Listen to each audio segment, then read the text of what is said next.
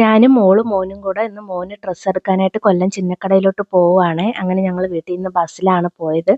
ബസ്സിൽ പോയിട്ട് ചിന്നക്കടയിൽ പോയിട്ട് അവിടുന്ന് മോനൊരു വാച്ച് വേണമെന്ന് പറഞ്ഞിട്ട് ഒരു വാച്ച് മേടിച്ചിട്ടുണ്ടായിരുന്നു. പിന്നെ അവൻ്റെ ചെരുപ്പ് പൊട്ടിയിട്ടുണ്ടായിരുന്നു. അങ്ങനെ ചെരുപ്പ് മേടിക്കാനായിട്ട് ചെരുപ്പ് കടയിലോട്ട് കയറി.